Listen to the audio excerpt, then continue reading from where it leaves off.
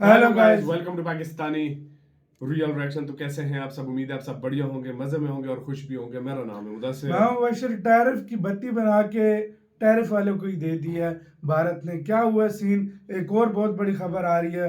पहले वीडियो देखते हैं यार गाइस, इधर से पता लग रहा है भारत का क्या पावर है। ये चीज सच दुनिया में। इस टाइम मान रही है बिल्कुल। और ये चीज है।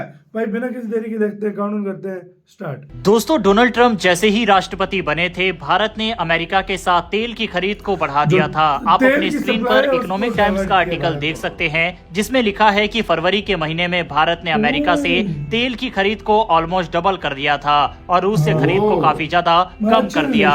इसके अलावा आप अमेरिका रॉयटर्स से का भी डबल कर आर्टिकल दिया। देख सकते हैं, जिसमें लिखा हुआ है मतलब पिछले अच्छी 2 सालों में रिलेशन सबसे की ज्यादा उसके साथ है। फरवरी के महीने में अमेरिका से तेल खरीदा गया भारत के द्वारा। लेकिन अब जिस तरह से टैरिफ को लेकर अमेरिका अब भारत के ऊपर हावी होने की कोशिश कर रहा है, अब भारत अमेरिका के इसी तेल पर सेंध लगाने की तैयारी कर रहा है। इसके अलावा अमेरिका ने जो रूस के ऊपर प्रतिबंध लगा रखे हैं, उसको बाईपास करने का भी एक जबरदस्त प्लान भारत के द्वारा तैयार किया गया है।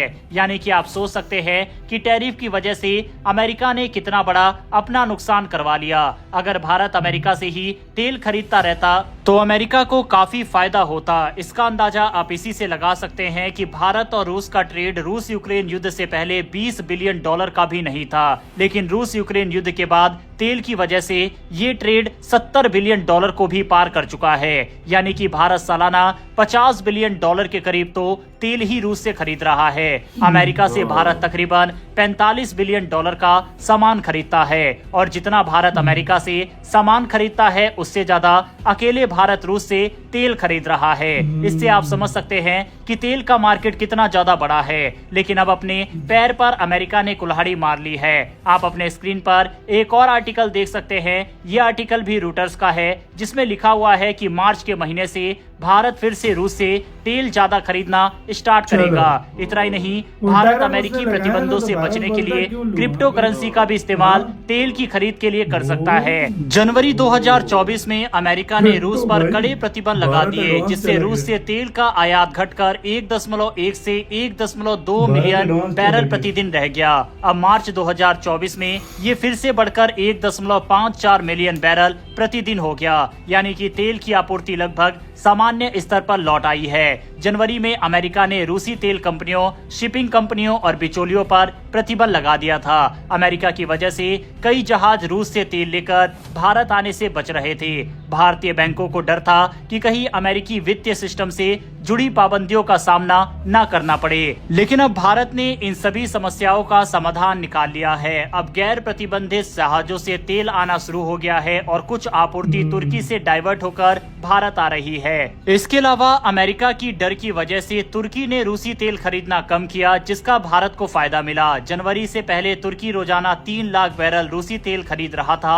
अब मार्च में यह घटकर सिर्फ 1.27 लाख बैरल प्रतिदिन रह गया। इससे ज्यादा तेल एशियाई बाजारों में आ रहा है, यानी भारत और चीन को इसका फायदा मिल रहा है। सवाल यह है कि क्या भारत को अमेरिका के प्रतिबंधों की चिंता करनी पड़ेगी? तो भारत ने साफ कर दिया कि वह सिर्फ उन्हीं कंपनियों और जहाजों से तेल खरीदेगा जो कि अमेरिकी प्रतिबंधों के दायरे में नहीं आते। लेकिन फिर भी अमेरिकी बैंकिंग सिस्टम से जुड़े भारतीय बैंक और कंपनियां सतर्क हैं। इतना ही नहीं, भारत ने कहा है कि भारत सिर्फ संयुक्त राष्ट्र के प्रतिबंधों को मानता है, किसी एक देश के नहीं। जिसके बाद अमेरिका ने कहा है कि अगर कोई रूस की मदद करेगा तो उसे सेकेंडरी प्रतिबंधों का सामना करना पड़ सकता है। लेकिन फिलहाल भारत अमेरिका की सुनने को तैयार नहीं है। इसके अलावा अमेरिकी प्रतिबंधों से बचने के लिए रूस ने क्रिप्टो करेंसी का सहारा लिया है और उनकी तरफ से कहा गया है कि भारत के साथ व्यापार में भी ये तरीका अपनाया जा सकता है। क्रिप्टो करेंसी में किस तरह से तेल खरीदा जा सकता है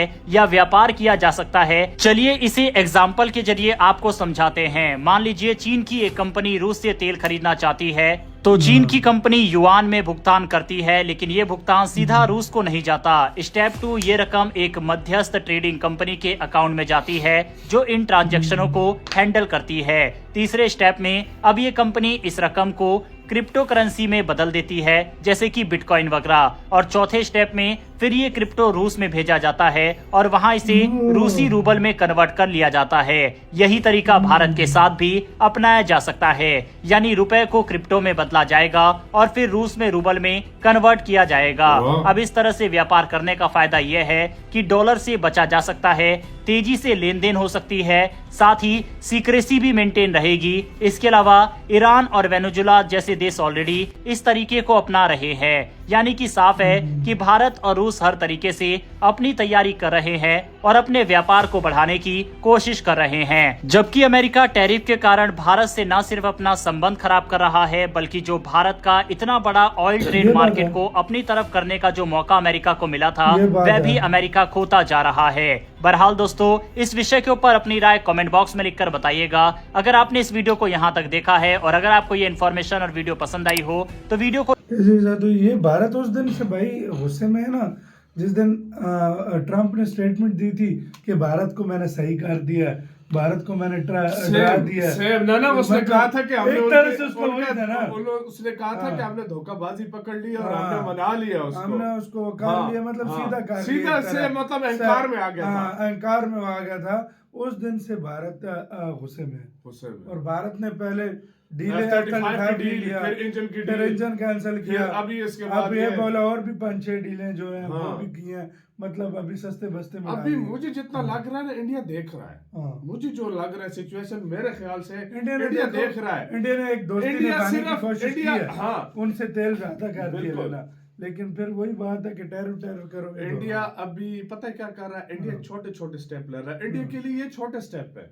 इंडिया जब देखेगा ना कि भाई अब हम पे टैरिफ लगा रहा है और अब हम पे टैरिफ लगेंगे, उसके बाद इंडिया का रिस्पांस आएगा, मुझे लग रहा है बहुत खतरनाक होने वाला। सही बात है, क्योंकि इंडिया ने बोला है कि ये इस मार्च से जो स्टार्ट हुआ है कि मतलब डबल कर देगा रशिया से फिर ऑयल लेना, तो इसका मतलब यूएसए से जो ऑयल लेना कम कर देगा। बिल्कुल लाजमी बात है, कम हो गया होगा, बल्कि कम कर देगा, क्या हो गया होगा, ठीक है। उसके बाद और देशों से, मुख्तलिफ देशों से इंडिया ले रहा होगा। तो मुझे जितना लग रहा है कि आने वाले टाइम में 1 महीने के अंदर अंदर आपको सब पता चल जाएगा कि अमेरिका इंडिया का साथ देता है, टैरिफ लगाता है या नहीं, या अगर लगाए तो फिर इंडिया किस तरफ जाएगा।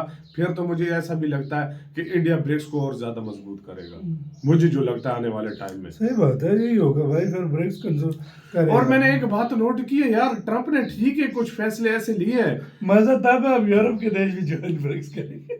नहीं है, वो नहीं करने वाले, उनका अपना यूरोपीय यूनियन है, वो नहीं करने वाले भाई, वैसे ज्वाइन बाहर जाएंगे। लेकिन मैं एक बात बताऊं, अगर ट्रंप ने यूरोप के साथ बिगाड़ी, जो मुझे लगता है कर देंगे। नहीं, वो चाइना की तरफ जाएंगे, चाइना और इंडिया की तरफ, वो इंडिया और चाइना की तरफ जाएंगे, जो मुझे लग रहा है। सही बात है, और मेरी नजर में अमेरिका ये करने वाला नहीं है कभी भी। तो आपका इस सारे मामले के ऊपर क्या कहना है?